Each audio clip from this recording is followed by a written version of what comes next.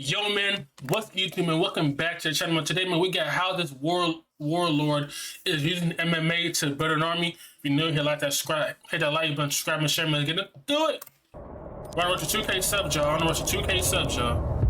These are some of the most feared soldiers in Russia. They're called the Kedorovtsi. And they kidnap, torture, or murder anyone deemed a threat by their leader, Ramzan Kadyrov.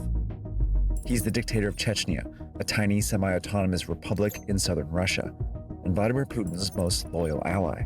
In 2022, when Putin invaded Ukraine, he needed Kadyrov's help. So Kadyrov gathered his Kedorovtsi and happily obliged. Wait, that was 2022? Did I hear that right? When Putin invaded Ukraine, he needed Kadyrov's help. My autonomous republic in southern Russia, and Vladimir Putin's most loyal ally. In 2022, when Putin invaded Ukraine. Wait, that was 2022? Sheesh, I didn't. What? He needed Kadyrov's help. That long? So Kadyrov gathered his Kedorovtsi and happily obliged. Мы готовы воевать против них.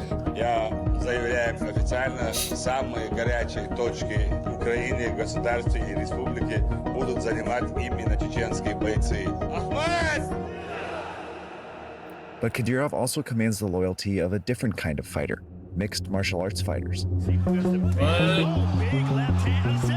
Over the last decade, Kadyrov has built his own influential MMA operation. The problem now is, some of those men are in this video, preparing to march off to Putin's war in Ukraine. This story feels like it is straight out of a movie. The relationship between Kadyrov's regime, his government, his militia, and mixed martial arts is indisputable. So, what exactly is Kadyrov using MMA for?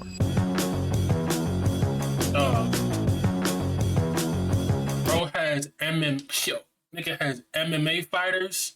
That is crazy.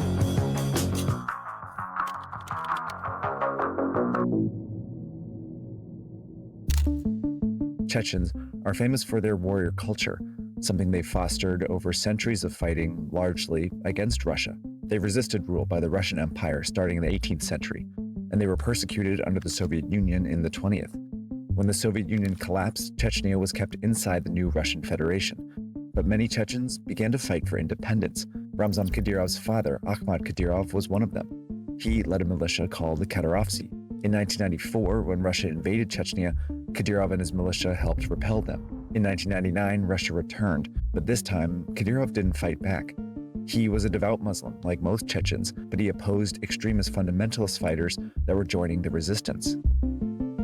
The Russians convinced him to switch sides, and he and his men helped it reconquer Chechnya. Sheesh. That is crazy. They helped him switch sides. It's crazy. What they brought him with, money or something? Who knows? Probably more power. Probably like more power or something like that. Probably more power. After the war, Russian President Vladimir Putin put Akhmat in charge of Chechnya. But in less than a year, Chechen insurgents assassinated him. Damn.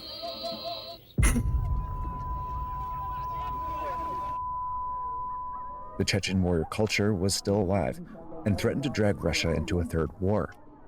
So Putin put Akhmat's son Ramzan Kadyrov in power and sent him billions of dollars. Kadyrov used it to rebuild the capital Grozny into a modern city and turn his Kedorovtsi into a heavily armed private militia. Then, like many dictators before him, Kadyrov would use a sport to change Chechen culture to serve him. What? Now, if you've been a subscriber for Search Party for a while, you know that this is a major theme here. Politicians have always used sports for their own ends, but I've yet to cover an example of them using it so directly as what's happening. Yeah, you think you slick, huh? That sponsor. He trying to think he's slick with the sponsor stuff. You're not slick, buddy. Incogni plan. Thanks again to Incogni for sponsoring us. Now I'll take you back to the episode. I'm telling you about Search Party. He be good with it. You be showing through the video that you don't even know it'd be a sponsor. He good with the hey. You try to give me a gang, Search Party. Search Party. You try to give me a gang. You not gonna give me a gang, bro. You not gonna give me a gang. Like the Chechens, several other ethnic groups in the Caucasus have a similar warrior culture. So it shouldn't come as a surprise that they all share a passion for combat sports, particularly wrestling. Some of the best wrestlers in history come from this region. But around 2015, Kadyrov brought a new combat sport to Chechnya. Hello, ladies and gentlemen. You're about to see something that you have Ultimate never Fighter seen champion. before. The Ultimate Fighting Challenge. Look at that. The birth of modern MMA is often said to be 1993, when the Ultimate Fighting Championship, or UFC, was established. It combined elements from several combat sports, like the striking of kickboxing to the grappling of wrestling, and quickly became extremely popular. 2015 in particular was the time period where everybody wanted. Ooh, bro, 2015, Conor McGregor, John Jones. Bro, I'm be honest, bro. Like, y'all know, if y'all really remember, bro, I love boxing, but UFC, I think UFC is the bigger sport over boxing. Like, boxing is just not how it used to be. You know what I'm saying? We're not seeing the fights we want to see. The UFC, there's fights that you will want to see, and then to be unknown, and people go up the ranks and boom. You know what I'm saying? At least in the one thing I respect about the UFC is they make fights happen that the people want to see, man. I'm trying to tell you. Piece of mixed martial arts. So it really was not surprising at all that Kadyrov took that chance as well. You might recognize Kareem. I interviewed him last year about Saudi Arabia's sport washing master plan, but he's best known for being one of the first journalists to investigate what Kadyrov saw in MMA. MMA is still the newest of these sports. It helps incorporate this idea that no, we are badasses, we are supreme warriors, and that's a great mentality to instill into people that you're trying to completely re-socialize. Around 2015, Kadyrov established Chechnya's first MMA gym and named it Fight Club Akhmed, after his father, and he soon grew it into a pipeline for developing talented fighters. On the first level, thousands of Chechen boys join the gym and learn to fight. The most talented are signed to an official team roster, where Kadyrov pays them to train and represent his gym in competitions. He also began signing Caucasus-born professional fighters to his team. Some of them eventually made it into the UFC, the pinnacle of MMA. Kadyrov began lavishing these fighters with gifts in exchange for their loyalty. He's given his favorite, a Chechen-born superstar named Khamzat Chimaev. Oh, jeez. Cars, homes, and even set him up with a wife. He wanted to make it clear that if you represent me and if you do well, I'm going to change your life forever. At the same time, Kadyrov began building a reputation for himself as an influential figure of the sport by attending UFC matches and appearing with celebrities. Kadyrov was replacing the traditional Chechen warrior who fought for independence with Chechen MMA athletes who fought for him, and creating a new class at the top of Chechen society. Forget about the old hierarchies. There was an entirely new class of individuals being elevated in Chechen society based primarily on their prowess as mixed martial arts athletes. And loyalty to him, and of course, his boss. Now you might be thinking this is just classic sports washing. But what Kareem and others have uncovered is that this pipeline is actually being used to create real hard power as well. And that's what's so new about it. And it's what brings us back to the men in this video. This is Abu Zayed Vismuradov, aka Patriot. He's on this stage because he's a top commander of the Kadyrovtsi. Since taking power, Kadyrov has expanded the Kadyrovtsi into a collection of many paramilitary units, using them to murder, torture, and detain citizens, journalists, and even Chechens abroad. This includes the arrest and torture of hundreds of gay Chechen men in 2017. Vismuradov leads at least 2 Kadyrovtsi units, but it's only one of his jobs. He's also the head of Fight Club Akhmed. Sheesh. He's the head of the team. And it's not a coincidence. I don't think anything is a coincidence when it comes to Ramzan Kadyrov, Sam. Kadyrov is only interested in a select few people to emerge from a... That's crazy though. Like they join the gym, join a professional club, and then some of them go to the UFC. And if you make it, you do good. So he's gonna change your life, man. MMA who will go on to represent him for that form of state prestige. Absolutely everybody else is fair game. Fair game to be recruited.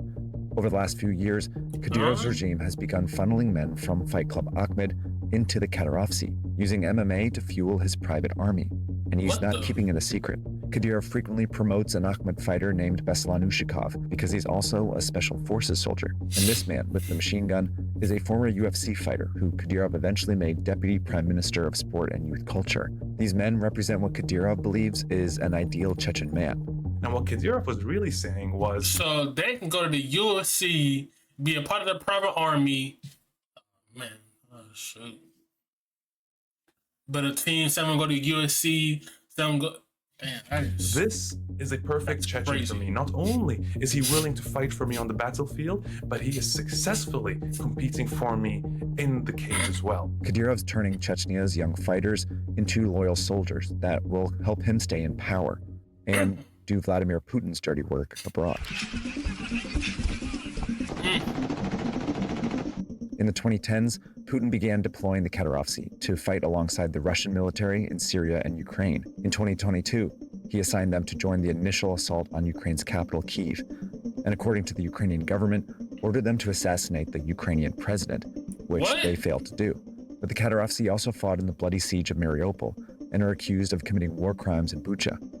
Recent reporting... See, this part, I ain't know. All I knew was they're invading Ukraine. I ain't know, like, what they're trying to accomplish. I know they're trying to kill the Ukraine government, like the head person of it. Claims the Kadyrovtsi are now in charge of disciplining, torturing, and even executing unmotivated and retreating Russian troops. Yes, using them as a police force based on their reputation alone makes a lot of sense. That's where they have their experience. One Kadyrovtsi unit is in charge of holding the nuclear power plant in Zaporizhia. In 2023, Al Jazeera released one of their videos and traced this man to an article that identifies him as Mahmoud Kusiev, a former MMA fighter pictured here wearing a Fight Club Ahmed jersey. As more MMA fighters end up in the Kadyrovtsi, the more they put the sport in a difficult position. In 2017, the US began placing economic sanctions that ban its citizens from doing business with Kadyrov, the Kadyrovtsi, and Ahmed MMA. But fighters linked to Kadyrov continue to appear in the UFC, which is based in the US. The UFC claims that all its fighters are independent contractors and denies any contractual relationship with Kadyrov or any of his... UFC said that the fighters were independent contractors, so they work for themselves? ...associates under sanctions.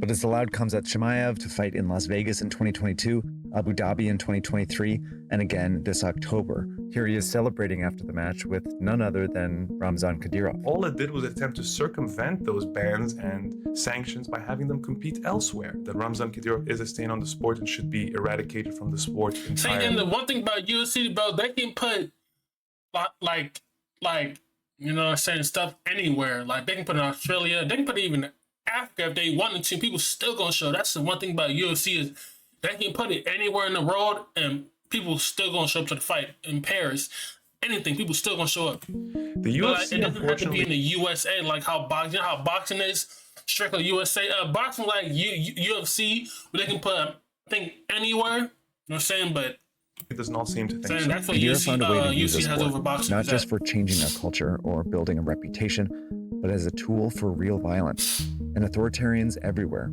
can see how well it's working. We will continue to see authoritarians involve themselves in combat sport. I have no doubt about that. All right, thanks for watching. If you haven't subscribed to Search Party... man, that was a good video. Let me know what y'all think down below. Hey, man, it is what it is. I'll see you guys in the next video, man. We are out. This video right here, y'all, was an interesting and good video really to learn. I'll see you guys in the next one, though. We out.